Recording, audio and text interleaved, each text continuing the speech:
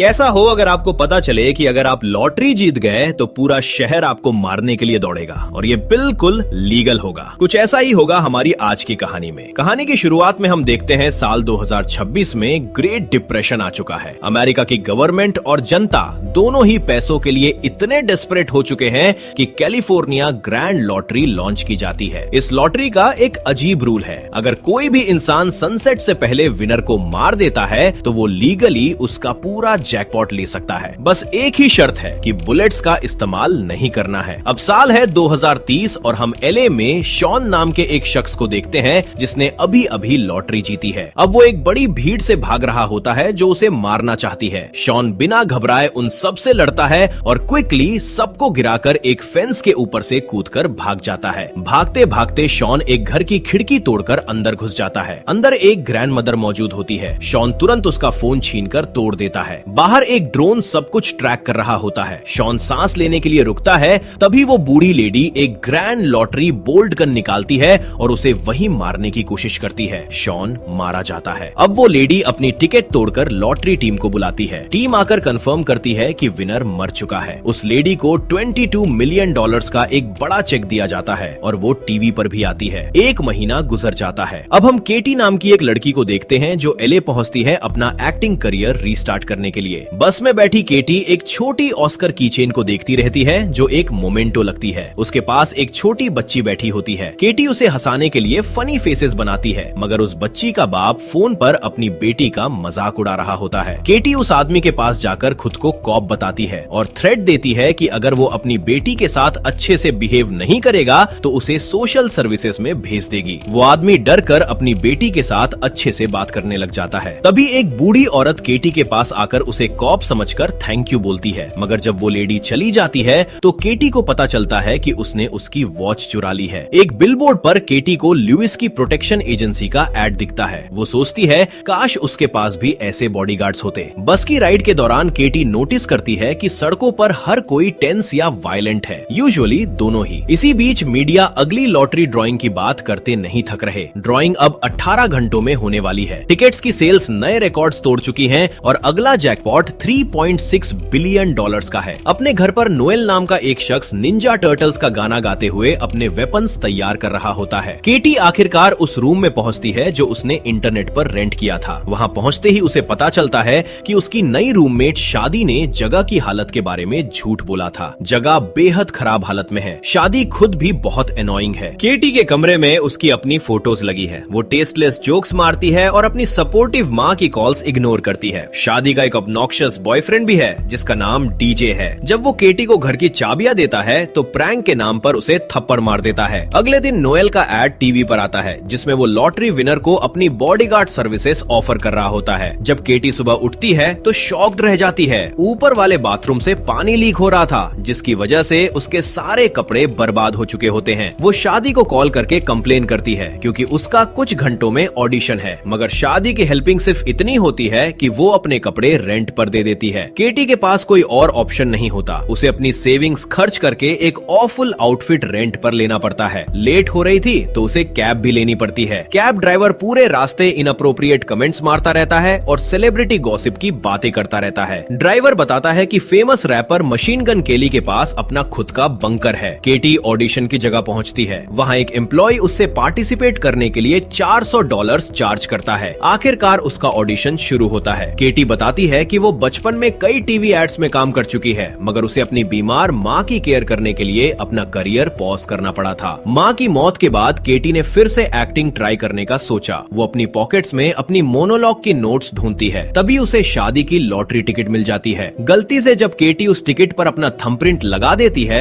तो वो एक्टिवेट हो जाती है। टिकट उसकी फोटो लेती है और ऑफिशियली उसे एक प्लेयर रजिस्टर कर लेती है। केटी जल्दी से टिकट को वापस पॉकेट में रख देती है और एक्टिंग करने की कोशिश करती है, मगर उसे तुरंत ही डिसलाइक कर दिया जाता है और बाहर निकाल दिया जाता है। कॉरिडोर में बाकी एक्ट्रेसेस केटी को सपोर्टिव लगती हैं, मगर अचानक उन सबकी लॉटरी टिकट्स एक्टिवेट हो जाती हैं। अनाउंसमेंट होती है कि केटी जीत चुकी है और उसका चेहरा भी दिखाया जाता है। एक्ट्रेसेस का रवैया तुरंत बदल जाता है। सब उस पर हमला करने लग जाती हैं। जो भी चीजें उन्हें मिलती हैं उनसे, कुछ के पास तो नाइफ्स भी रेडी होती हैं। वहाँ के वर्कर्स भी फाइट में शामिल हो जाते हैं। केटी अपनी स्टेज फाइटिंग क्लासेस की वजह से खुद को डिफेंड डिफेंड कर लेती है। वो एक उड़ते हुए जूते से बच जाती है और सीढ़ियां चढ़ने लग जाती है। उसे समझ नहीं आ रहा होता कि हो क्या रहा है। अगली फ्लोर पर केटी एक कमरे में छुप जाती है, जबकि एक्ट्रेसेस भागती हुई निकल जाती हैं। मगर वो एक सेल्फ डिफेंस क्लास में घुस चुकी होती है और वहाँ के लोग भी उसे मारने के लिए तैयार हो जाते हैं। सभी लोग उसे माय जैकपॉट बुलाते हुए अटैक करने लगते हैं। केटी भागती रहती है, उनकी मूव से बचते हुए या फिर उन्हें एक दूसरे से टकरा देती है। वो पूछने की कोशिश करती है कि हो क्या रहा है, मगर कोई भी उसकी बात नहीं सुनता। कुछ लोग आपस में लड़ रहे होते हैं। तभी केटी को पंच किया जाता है और उसकी एंकल्स पकड़ ली जाती हैं। एक आदमी उसे घुमाता है और एक दीवार के पार फेंक देता है। केटी एक योगा क्लास में जाकर गिरती है, जहां और भी लोग उसे मारने के लिए रेडी होते हैं। सेल्फ डिफेंस वाले लोग भी वहां आ जाते हैं और पूरे कमरे में केओस फैल जाता है। खून बहने लगता है। जब एक आदमी केटी का गला पकड़ता है, तभी नोएल अचानक छत तोड़कर आता है और उस आदमी को दीवार पर फेंककर केटी को बचा लेता है। नोएल अनाउंस करता है कि केटी को 5 फ्री सेव्स मिलेंगे, मगर उसके बाद उसकी प्रोटेक्शन की कॉस्ट प्राइस का 10% होगी। जैसे जैसे वो लोगों को गिराता जाता है और फ्रीबीज खत्म हो जाती हैं, केटी के पास कोई ऑप्शन नहीं होता और उसे उसका कॉन्ट्रैक्ट साइन करना पड़ता है। अब नोएल सीरियसली लड़ने लगता है। वो केटी को भी एक वेपन की तरह इस्तेमाल करके लोगों को किक ऑफ करता है। वो केटी को अपनी पीठ से बांध लेता है ताकि वो सेफ रहे। फिर वो एक बेल्ट को विप की तरह इस्तेमाल करके दूर से अटैक करता है। सारे ओपोनेंट्स गिर जाने के बाद केटी खुद को आजाद कर लेती है और नोएल की पैरालिसिस डार्ट गन उठा लेती है। नोएल आसानी से वो गन वापस ले लेता है। फिर वो अनकॉन्शियस पड़े सारे लोगों को सही पोजीशन में रखता है ताकि वो अपनी जीप पर चोक ना हो जाएं। नोएल बताता है कि लॉटरी ड्रोन जो बाहर है वो हर 14 मिनट में विनर की लोकेशन पोस्ट करता है, इसलिए उन्हें जल्दी निकलना होगा। जैसे ही वो बिल्डिंग से बाहर भागते हैं, नोएल बताता है कि रूल्स के अकॉर्डिंग दूसरे प्लेयर्स एक दूसरे को नहीं मार सकते। फूड ट्रक वाले लोग उन पर एक चाकू फेंकते हैं। नोएल केटी को डॉज करने में मदद करता है और दोनों उसकी कार में बैठकर भाग जाते हैं। जैसे जैसे डुओ शहर से गुजरता है, आसपास के लोग केटी की लोकेशन का अलर्ट पाते हैं और फाइट ज्वाइन करने के लिए तैयार हो जाते हैं। आइसक्रीम ट्रक बच्चों को छोड़कर केटी के पीछे भागने लगता है। बस वाली लेडी के पास पहले से ही एक grand lottery bolt gun ready होती है। कार चलाते हुए नोएल केटी को पूरी लॉटरी समझा देता है। वो हैरान है कि केटी को ये पता नहीं था। केटी बताती है कि वो और उसकी माँ सिर्फ मूवीज और बेकिंग शोज देखती थीं। न्यूज कभी नहीं देखते थे क्योंकि वो डिप्रेसिंग होती थीं। जल्दी ही उनकी कार को बाइक्स और एटीवीज पर बैठे लोग चेस करने लगते हैं। नोएल दोनों के लिए हेलमेट्स निकालता है और स्पीड बढ़ा देता है। एक मोलोटोव बॉम्ब कार की रूफ पर फेंका जाता है और छत में आग लग जाती है, मगर नोएल ड्राइविंग जारी रखता है और एक पुराने वेयरहाउस में घुस जाता है। हवा की वजह से आग बुझ जाती है। अचानक नोएल कार को घुमाता है और एक बाइकर उससे टकरा जाता है, मगर फिर उसे वेयरहाउस के अंदर ड्राइविंग जारी रखनी पड़ती है, दूसरे बाइकर से बचने के लिए जो एक नई आग शुरू कर देते हैं। केटी गेम क्विट करना चाहती है, मगर ऐसा करने का एक ही तरीका है, शहर छोड़ देना। नोएल एक आदमी को अपनी डार्ट से शूट करके गिरा देता है। फिर वो सर्कल्स में गाड़ी चलाता है जब और एनिमीज उन पर अलग अलग चीजें फेंकते हैं। इससे बहुत धूल उठती है, जिसकी वजह से डुओ कार को बिना आवाज किए बाहर पुश कर देता है और बाइकर्स को तब तक पता नहीं चलता जब तक अगला मोलोटोव जमीन पर नहीं गिर जाता। केटी फिर से क्विट करने की जिद करती है तो नोएल मान जाता है उसे क्लोजेस्ट क्विट लाइन तक ले जाने के लिए। उसी वक्त बाइकर्स उन्हें ढूंढ लेते हैं और चेज फिर से शुरू हो जाती है। एक एनिमी पीछे की विंडो से कार के अंदर कूद जाती है। केटी उसका नाइफ छीन लेती है, जबकि नोएल अपनी डार्ट्स निकलता है, मगर वो औरत नोएल का हाथ काट लेती है। नोएल मिरर उठाकर उससे उसे मारता है और फिर केटी से गाड़ी चलाने को कहता है। केटी कहती है उससे गाड़ी चलानी नहीं आती, मगर नोएल इग्नोर करता है। फिर नोएल पीछे की सीट पर जाकर लड़ने लगता है। वो अपने ओपोनेंट पर एक एक्स्ट्रा हेलमेट डालकर उसे कार से बाहर किक कर देता है। बाइकर्स एक और मोलोटोव उन पर फेंकते हैं और नोएल केटी को एक दीवार तोड़कर निकल जाने के लिए मजबूर करता है। वो एक कार को रोकते हैं और एक बाइकर टकराने की कोशिश में क्रैश कर जाता है, जबकि केटी दूसरे को अपने हेलमेट से नॉकआउट कर देती है। डुओ निकलने की कोशिश करता है, मगर कार थोड़ी सी चलने के बाद टूट जाती है क्योंकि बहुत ज्यादा डैमेज हो चुका था। केटी बाहर आती है और भागने की कोशिश करती है, मगर नोएल उसे रोक लेता है। वो समझाता है कि अगर वो क्विट करती है तो उसे कोई पैसे नहीं मिलेंगे, मगर फिर भी वो उसकी हेल्प करना चाहता है क्योंकि लोगों को वैसा ही ट्रीट करना चाहिए जैसा वो खुद चाहते हैं। अचानक केटी उसके के चेहरे पर रेत फेंकती है और उसे पंच करने में कामयाब हो जाती है। नोएल को अपनी नाक वापस जगह पर लगानी पड़ती है। उसी वक्त एक पुलिस कार आती है और केटी कॉप्स के पास हेल्प के लिए जाती है, मगर वो ऑफिसर्स भी उसे मारना चाहते हैं। नोएल उनकी टेजर को ठीक वक्त पर पकड़ लेता है और उनसे लड़ने लगता है, जबकि केटी भाग जाती है। सड़क पर केटी एक मैप के पीछे अपना चेहरा छुपाती है, जबकि भीड़ आसपास ड्रोन को देखकर उसे ढूंढने लगती है। वो वैक्स म्यूजियम के अंदर चली जाती है और हैरान हो जाती है ये सुनकर कि गार्ड एंटी लॉटरी है, इसलिए वो उसे स्टैचूज के बीच छुपने देता है। फिर केटी शादी को कॉल करके उसकी कार मांगती है। शादी बार बार पूछती रहती है केटी कहाँ है। केटी को समझ आ जाता है कि शादी भी खेल रही है। उसी वक्त एक स्टैचू केटी को म्यूजियम में वेलकम कहता है और उसकी लोकेशन दे देता है। इसके बाद शादी और डीजे म्यूजियम में घुसने की कोशिश करते हैं, मगर गार्ड उन्हें याद दिलाता है कि वो बैंड हैं, क्योंकि उन्होंने एक स्टैचू के साथ गंदी हरकतें की थी। शादी उसे पंच करके नॉकआउट कर देती है और दोनों अंदर घुस जाते हैं। केटी उन्हें सुनती है और एक स्टैचू के पीछे छुप जाती है, मगर जब वो स्नीकली बाहर निकालने की कोशिश करती है तो दिखाई दे जाती है। डीजे तुरंत उसे एक डेस्क पर पुश कर देता है। केटी एक बोतल शादी के सर पर फेंकती है और डीजे के चेहरे पर रेत डालकर उसे अपने ऊपर से हटा देती है। फिर वो कपल मिलकर केटी से लड़ते हैं। केटी एक स्टैचू की स्टाफ से खुद को डिफेंड करती है। जब मौका मिलता है वो भागने की कोशिश करती है और शादी उसे किक करके वापस गिरा देती है, जिससे वो स्टाफ खो देती है। अगले कमरे में शादी और डीजे स्टाफ के दो हिस्सों से केटी को मारने लगते हैं। केटी बदले में स्टैचूज उन पर फेंकने लगती है। वो सोचती है वो शेर है, जबकि वो एक्चुअली कार्डाशियंस होती हैं। लड़ाई हॉरर कमरे में जारी रहती है, जहां वो कोई भी प्रॉप उठाकर अटैक करने लगते हैं। काफी स्ट्रगल के बाद मूवी कॉस्ट्यूम्स और वेपन्स के साथ केटी भागती है, जबकि शादी उसके तरफ एक कुल्हड़ी फेंकती है। वो वेपन लगता तो है, मगर वो नकली होता है तो कुछ नहीं होता। केटी एक बटन दबाकर शटर नीचे लाती है, मगर फिर उसे याद आता है कि नोएल ने उसे क्या सिखाया था। वो गार्ड के शरीर को ठीक पोजीशन में रखती है ताकि वो चोक ना हो। फिर वो म्यूजियम से बाहर रोल कर जाती है, ठीक शटर बंद होने से पहले। शादी और डीजे अंदर फंस जाते हैं। एक टूर बस की गाइड तुरंत केटी को देख लेती है और माइक्रोफोन पर उसकी लोकेशन अनाउंस कर देती है,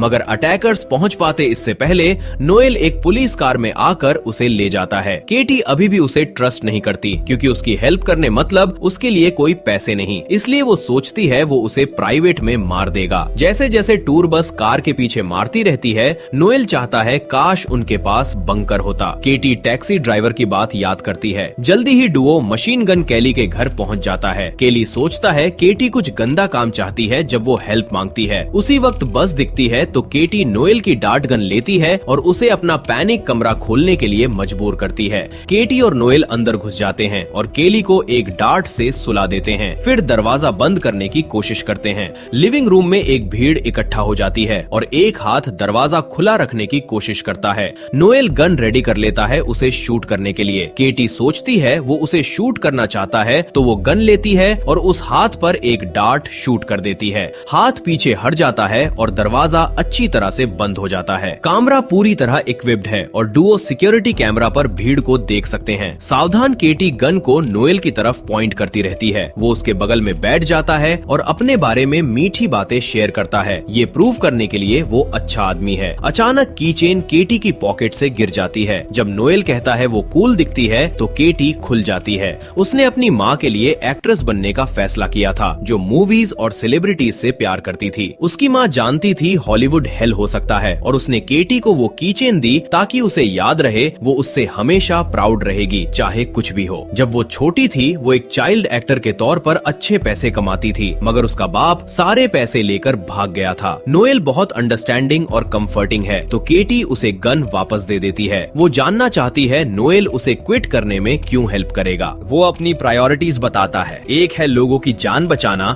और दो है इतने पैसे कमाना कि वो लोगों की जान बचाता रह सके। बाहर भीड़ दरवाजा मारती रहती है, मगर कुछ नहीं होता। शादी केली को थापड़ मारकर जगाने की कोशिश करती है, मगर कुछ नहीं होता। इसलिए वो उसे पूल में खींचती है और दरवाजे का पासवर्ड मांगती है धमकी देकर, जो मीम 6969 है। ये सब केटी और नोएल देख रहे होते हैं। नोएल गुस्से में आ जाता है क्योंकि उसे एक कॉल करनी पड़ती है और फेवर मांगना पड़ता है। वो कुछ जिसे फोन स्ट्राइक कहते हैं वो ऑर्डर करता है और केटी का फोन एक तिजोरी में रखने के लिए भागता है। फिर डुओ दरवाजा पकड़ता है जब शादी पासवर्ड यूज करती है, मगर भीड़ रुक जाती है जब सबके फोन्स एक एम्बर अलर्ट के साथ बजने लगते हैं। मगर ये एक ट्रैप है और उनके फोन्स फटने लगते हैं और अलग अलग शरीर के पार्ट्स जल जाते हैं। जब सभी अपनी जलन के साथ डील कर रहे होते हैं, केटी और नोएल बाहर निकल जाते हैं, मगर नोएल रुकता है किसी की ग्रॉइन पर लगी आग बुझाने के लिए। बाहर एक बहुत सारे गार्ड्स डैमेज प्रूफ कार्स और रबर बुलेट गन्स के साथ वेट कर रहे होते हैं। वो सिर्फ केटी को लेना चाहते हैं, मगर वो उन्हें नोएल को भी लाने के लिए मजबूर कर देती है। राइड के दौरान केटी पूछती है क्या नोएल इन लोगों के साथ काम करता है। वो बताता है वो पहले करता था, मगर अब वो फ्रीलांसर है। कुछ देर बाद वो हेडक्वार्टर्स पहुंचते हैं और केटी लुइस से मिलती है। ये उसकी सिक्योरिटी कंपनी है। वो उससे इम्प्रेस्ड नहीं होती क्योंकि वो नोएल का मजाक उड़ाता रहता है। केटी शहर से बाहर जाने को कहती है, मगर लुइस उसे एक नया फोन देता है और बताता है वो देश की सबसे सेफ बिल्डिंग में है। वो अपनी पॉकेट्स में रखे ग्रेनेड्स भी दिखाता है। सिर्फ 4 गेम आवर्स बाकी है तो लुइस उन्हें एक टूर देता है और उन सभी विनर्स की दीवार दिखाता है जिन्हें उन्होंने बचाया था। हालांकि नाम अनोनिमस हैं और उन्हें कुछ समय से क्लाइंट्स की कमी है। लुइस बताता है वो 30% चार्ज करते हैं और केटी कॉन्ट्रैक्ट साइन कर देती है उस पैसे का एक हिस्सा नोएल को देने के बाद। इसके बाद वो सिक्योरिटी कैमरास पर देखते हैं कि बाहर एक भीड़ इकट्ठा हो रही है, इसलिए लुइस फैसला करता है केटी को एक छुपे अंडरग्राउंड फोर्ट्रेस में भेजना ज्यादा सेफ रहेगा, डीकॉय व्हीकल्स यूज करके। पहले डुओ को अपने घावों के लिए मेडिकल केयर मिली और नोएल अपने बारे में और शेयर करता है। वो लुइस के साथ प्राइवेट सेक्टर में एक मर्सनरी था और उनकी यूनिट को दुनिया भर में भयानक लोगों को मारने के लिए भेजा जाता था।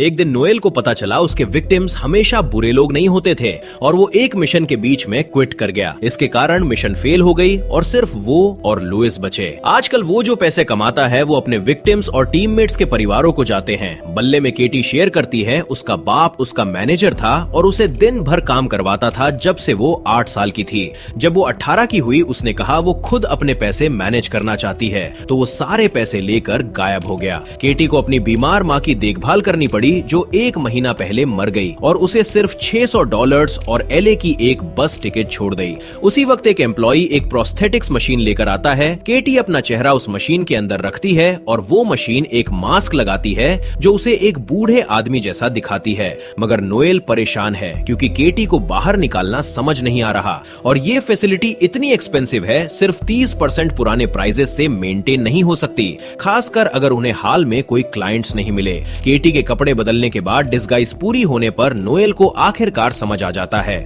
लुइस सिर्फ विनर्स को प्रोटेक्ट करने का नाटक कर रहा है, उन्हें चुपके से मारने के लिए। लुइस उन्हें एक कार तक ले जाता है और केटी नोएल को साथ लाने की रिक्वेस्ट करती रहती है जो लुइस मना कर देता है। डेस्परेट होकर केटी लुइस की ग्रॉइन में किक करती है और नोएल डिस्ट्रैक्शन यूज करके गराज का दरवाजा खोल देता है। फिर वो सारे गार्ड्स पर अपनी डार्ट्स शूट करता है जैसे भीड़ अंदर घुसती है, मगर वो केटी को पहचानते नहीं और उसे इग्नोर कर देते हैं। नोएल उसे खींचकर बाहर ले जाता है और उसे वो की कार्ड देता है जो उसने एक गार्ड से चुराया था। वो उसे कहता है भागने के लिए, जबकि वो समय खरीदेगा और गार्ड्स आते हैं और नोएल को पकड़ लेते हैं, जबकि लुइस उसे इंफॉर्मेशन के लिए मारता है। अचानक सारी AI ड्रिवन डीकॉय कार्स केटी को छुपाए निकल जाती हैं, तो लुइस अपने लोगों को उनका पीछा करने के लिए भेजता है। डाउनटाउन केटी अपना मास्क उतारती है और कार का कंट्रोल ले लेती है, तो रूट चेंज लुइस के सिस्टम को अलर्ट कर देता है। इसी बीच सोशल मीडिया पागल हो रहा है क्योंकि ड्रोन ने केटी को खो दिया है। अगर वो कोई गलती नहीं करती तो वो परस्यूअर से एंड तक सेफ रहेगी।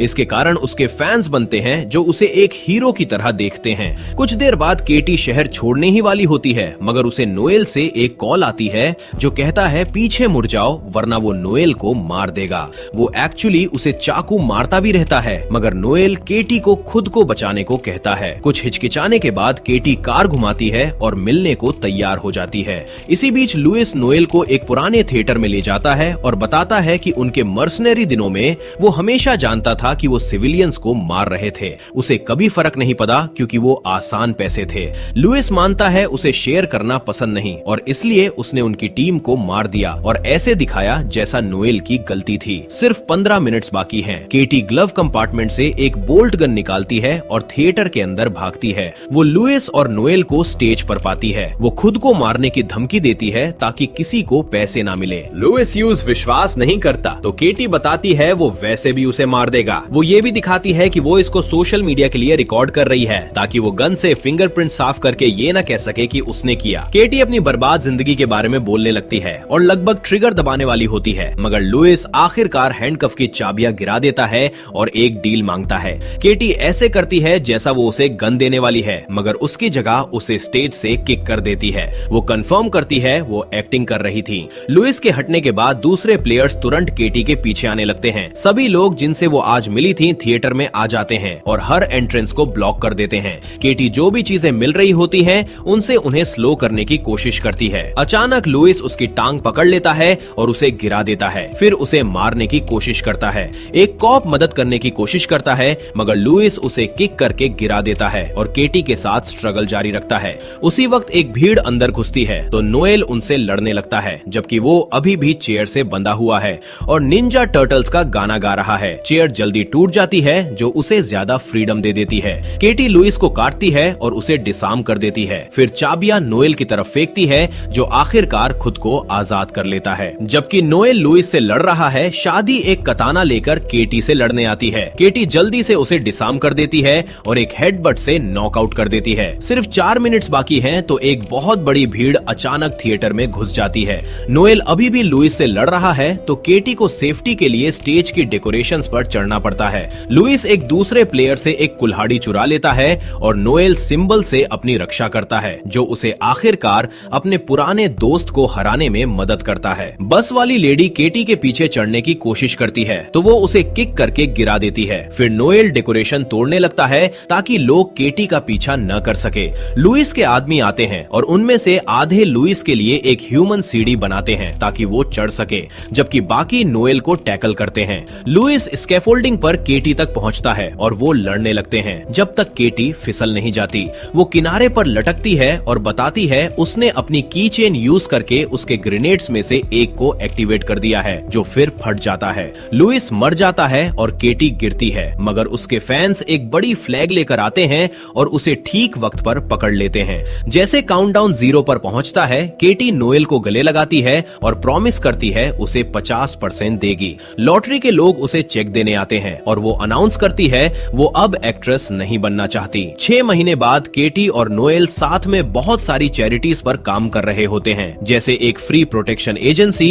एक स्कूल ऑफ सेल्फ डिफेंस और स्टेज फाइटिंग, बुरे पेरेंट्स वाले बच्चों के लिए एक सेंटर। नोएल एक निंजा टर्टल्स थीम्ड पिज्जेरिया खोलने की कोशिश करता है, मगर उसे कॉपीराइट इंफ्रिंजमेंट के लिए सूट कर दिया जाता है। डुओ अपनी खुद की सुपर यात पर वेकेशन पर भी जाते हैं। हमारी कहानी यहाँ खत्म हुई। जाते जाते हमारे चैनल को सब्सक्राइब करना बिल्कुल भी ना भूलें।